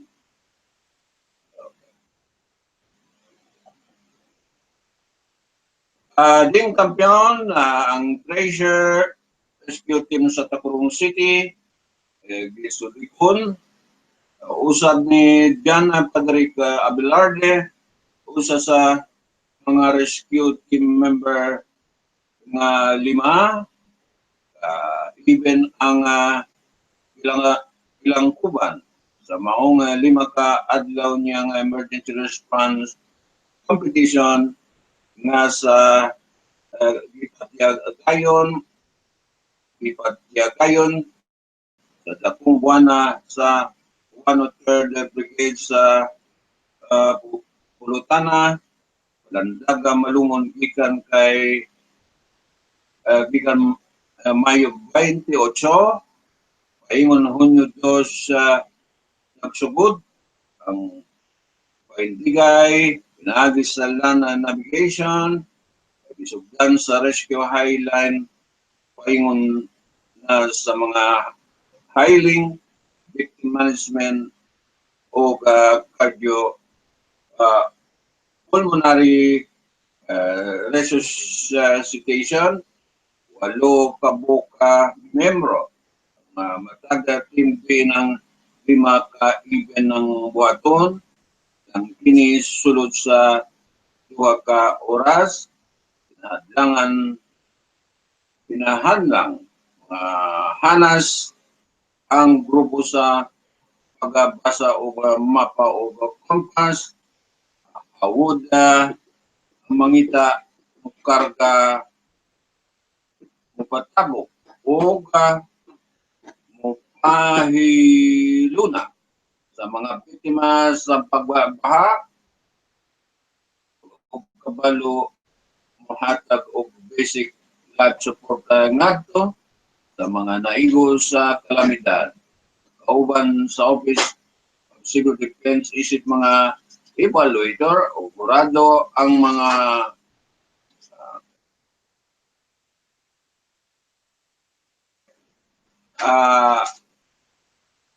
kasundaluhan ang 5OP Philippine Air Force, Bureau of Fire Protection, Red Cross o Department of Health, ang award ang former kining dawaton sa masunod nga na bulan. Tungan sa pagdawat sa sarangani, pasidungog ang Grand Slam winner isip Best Provincial Disaster Risk Reduction and Management Council sa Tibok Region 12 sa magkasunod-sunod na upat na katuig record-breaking matod pa kini sa kasaysayan sa Office of Civil Defense Region 12.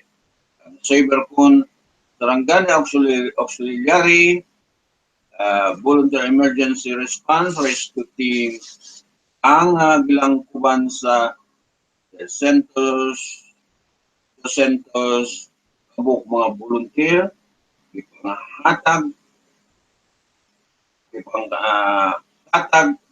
sa 7 kalungsod sa Sarangani karon ayudahan ang matag municipal ug barangay disaster rescue team ituyo pagmugna ni Governor Steve Songbian Solon ug 2014 sa sulong kalikasan programa kauban sila Senator Manny ug Congressman Robert Bacquiao, Vice Governor Elmer de Peralta, mga board member ug mga ito ka mga mayor. Ayun po ang balita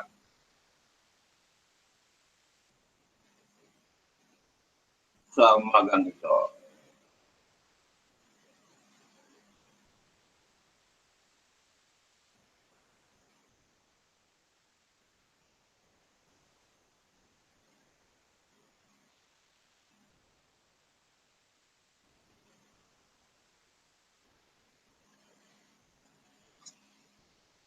Ano pang susunod ng balita natin? Maraming balita ito sa Sarangani, no?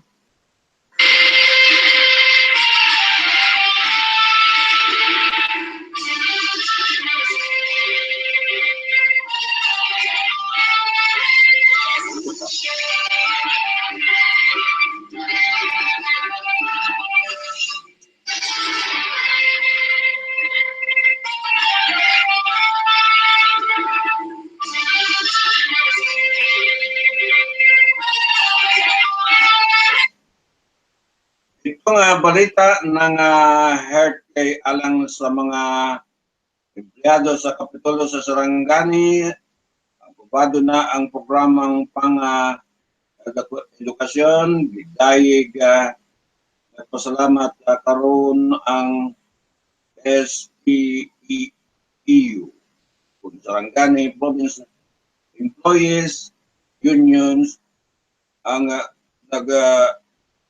pinusurang union sa mga empleyado sa Kapitolyo ng Sarangani human nga aprobado na kahapon sa sesyon sa Sangguniang Pandaluwigan ang dakong pondo nikabat sa 10 milyones pesos alang sa healthcare program sa mga empleyado. Gitawag nga comprehensive hospitalization and health services. Segun ni Engineer Gerard Pasyal, ang Vice President for Operations sa SPU. In behalf sa Presidente Nini, si Mr. Wilson Lapis, ako matuda pa ang mamahimong tabang maong programa panahon sila ang hospital mukabat sa 100,000 pesos ang mamahimong maximum hospitalization benefit ang mahatag ngadto sa mga pasyente usa ka tuig apil na ang pangpailawom sa tinuig mga annual physical examination masiguruhan.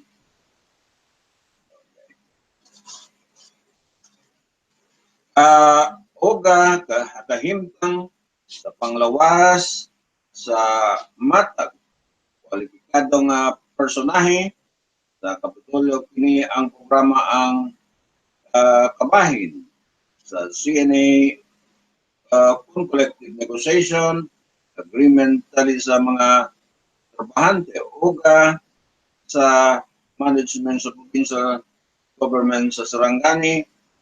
Pangunahan nila Governor Steve Chongbian Solon, Vice Governor Steve Herman de Peralta, o mga board member o suportado nila Senator Manny o Congressman Ruel Pacquiao una na ipasa o resolution board member Belhilio Clark Tobias ang chairman sa Komitiba sa Civil Service aron sa pagpaligon sa maong programa o gisuportahan sa chairman sa appropriation na si board member Robert Martinez mga kaibigan, mga kauban. Rescue, yan ang complete balita po magmula diyan sa Sarangani Province. Maraming salamat sa mga nagpadala ng balita ito magmula po sa news writer ng Kapitolyo ng Sarangani, nangunahan po ni Alan Balikura at saka itong mga tagasulat niya diyan sa paligid niya po mga kaibigan. Alam na niya kung sino yung mga tagasulat po diyan mga kaibigan. Sige, magpaalala muna. Uy, pre, ano yung magsunod? Yan naman, pre. Nakano yung electricity. Kaya naman ako na magkatang pinto. Na magkamot na classifier. Sunod sa mga transmission structures. Tumoy naman tayo ni pre. Kamay na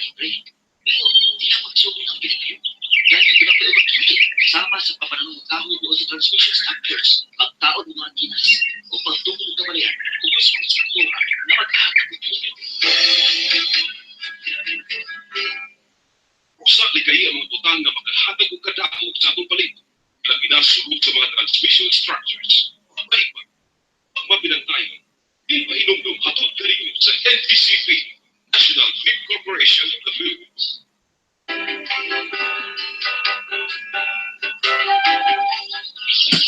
Hoy, pre, asa ka ato? Ay, what po yun, George? Magpag sa mga ito, pre. Abang po yun, lagi ko ito pa sila ang palay. Oh, ba? Asa po, David, pre? Ikaw ni George, kaduwa ba daw sa may transmission structure? Usa?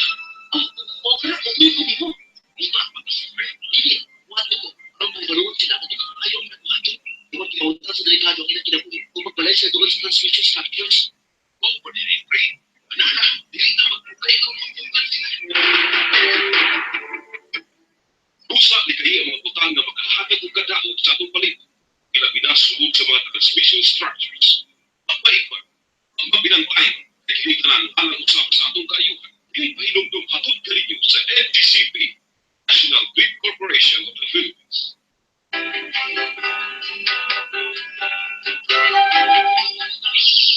Hoy, pre, asa ka ato? Ay, what po yun, George? Magpag sa mga ito, pre. Kung abang po yun, lagi magtukod pa sila ang balay. Oh, ba? Asa po, David, pre? Ikaw ni George, kaduwa ba daw sa may transmission structure? Usa? Okay, kung mo. Iba, hindi. Ato ko, ang pagbaroon sila ako dito, ayaw na kumato. Iwag kibawag sa delikado ang kinakinabuhi kung magbalay sila doon sa transmission structures. Oh, pwede rin, pre. Anala, dili na magpapay kung magpapay sila. Usa likay ang mga butang nga makahatag og kadaot sa atong palibot. Ilabi na sulod sa mga transmission structures. Ang maiba, ang mabinantayan, di pahinumdum hatod kaninyo sa NTCP, National Feed Corporation of the Philippines.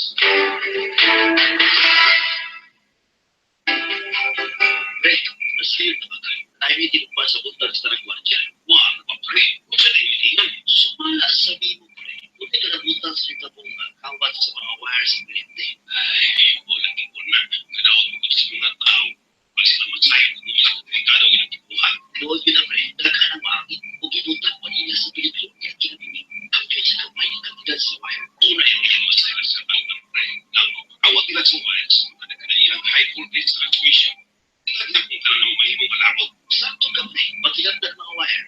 Magkatungkol kayo ang transmission. Hinungdan ng umat ang direksyon para sa kliyente. Ay, maunang damay tatanan, pre. Usa likay ang mga butang nga makahatag og kadaot sa atong palibot. Ilabi na sulod sa mga transmission structures. Mapaiba, ang mabinantayan, kay kinitanan alang usap sa atong kaayuhan. Dili pahinumdum hatod kaninyo sa NTCP, National Feed Corporation of the Philippines. Uy, anak ka.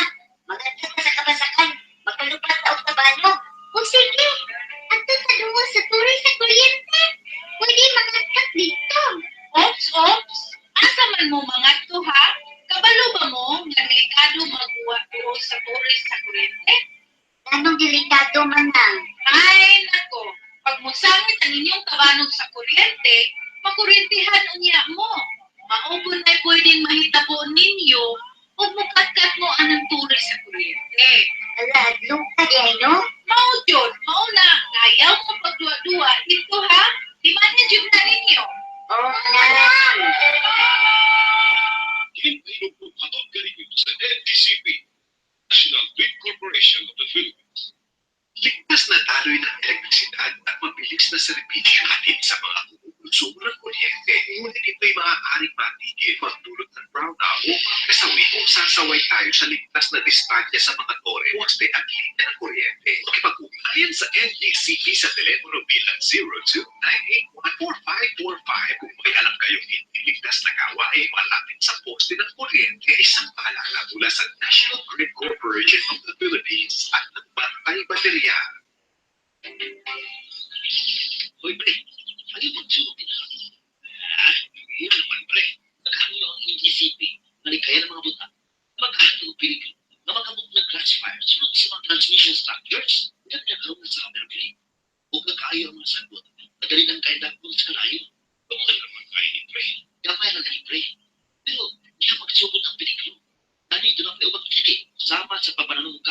transmission structures, pagtao ng mga antennas, o pagtukol ng kabalyan, o kung sa mga struktura, maghahatag ng peligro. Usa likay ang mga butang nga makahatag og kadaog sa atong palibot. Ilabi na sulod sa mga transmission structures. Maiba, ang paginantayon ay kinigtaran alang usab sa atong kaayuhan. Kining pahinumdum hatod kaninyo sa NTCP, National Grid Corporation of the Philippines. Okay. Ito nga balita ay galing naman kay Samira Kutok Tumawis. Ako natin i-close ang programa ay basahin natin muna ito. Ilan clubs we pay for relief. We ask third-party monitors to check security breaker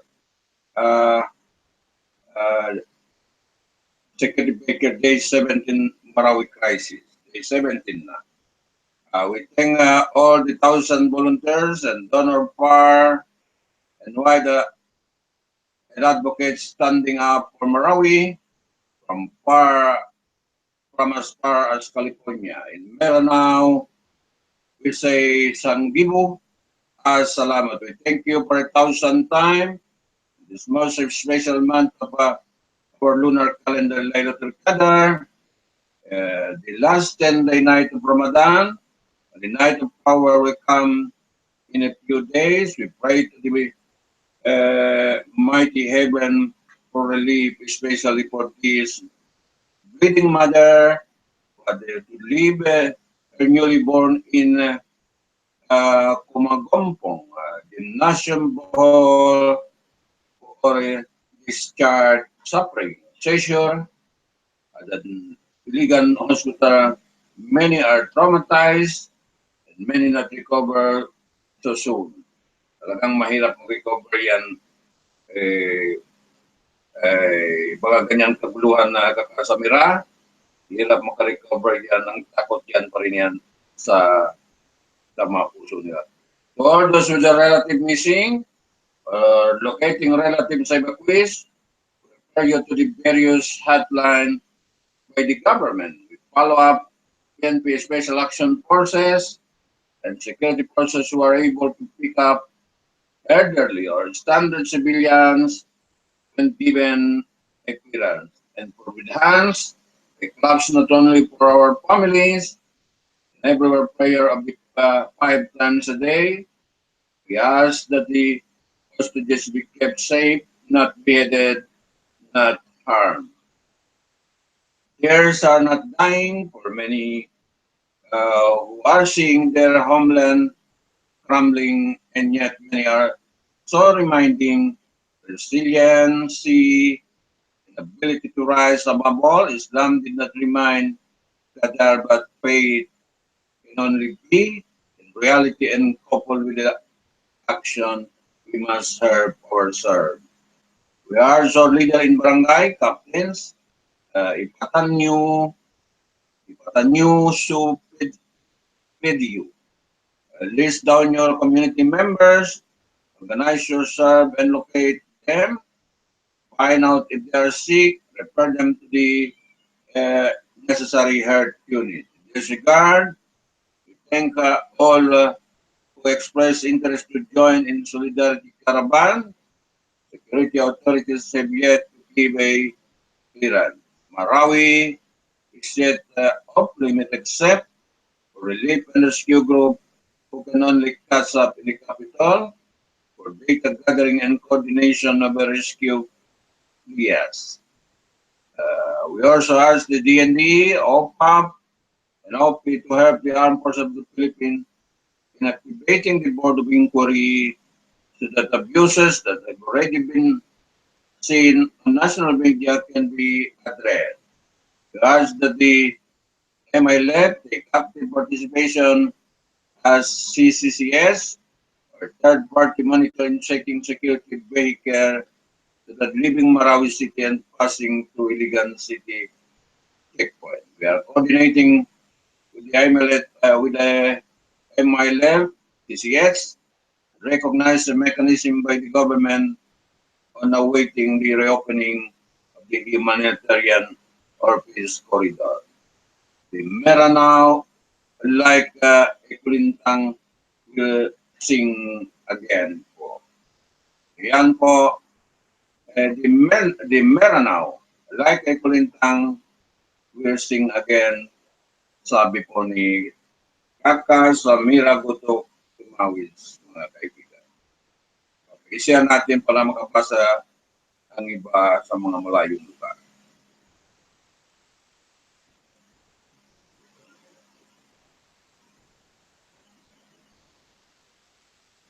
So yan muna ang balita. Subukan natin tingnan ang balitang hangin. Then pansamantala, i-close muna natin ang programa. Alas na 9:33 na ng mahabang panahon na po. Mga kaibigan.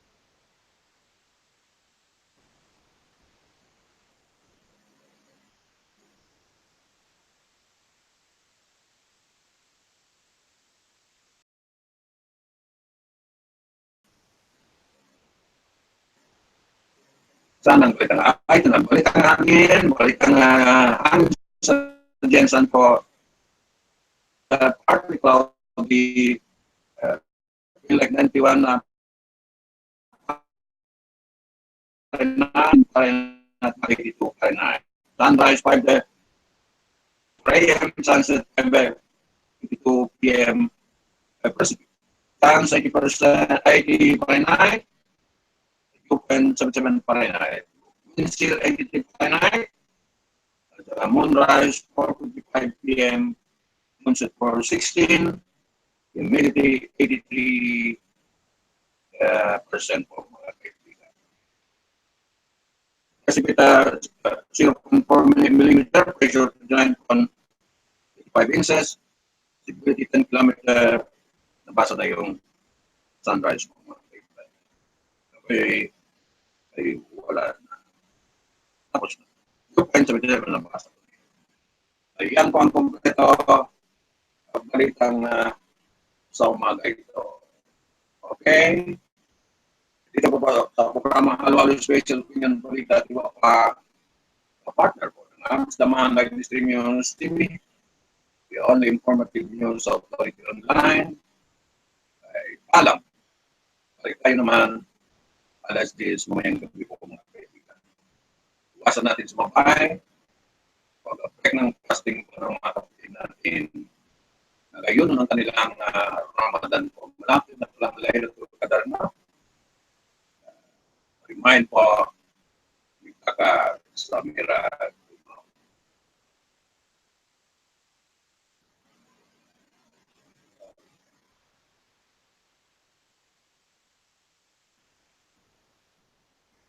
Kaka sa Mira.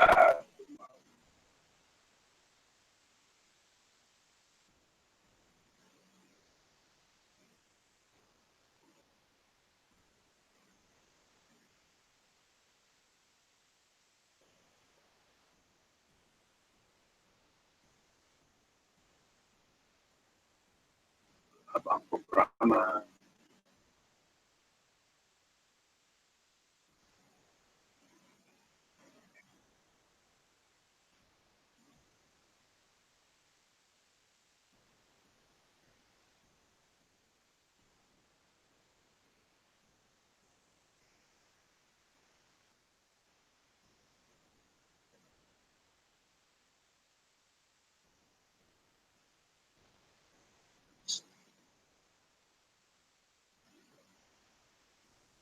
Mahaba ang programa natin. Alas 9:37 po.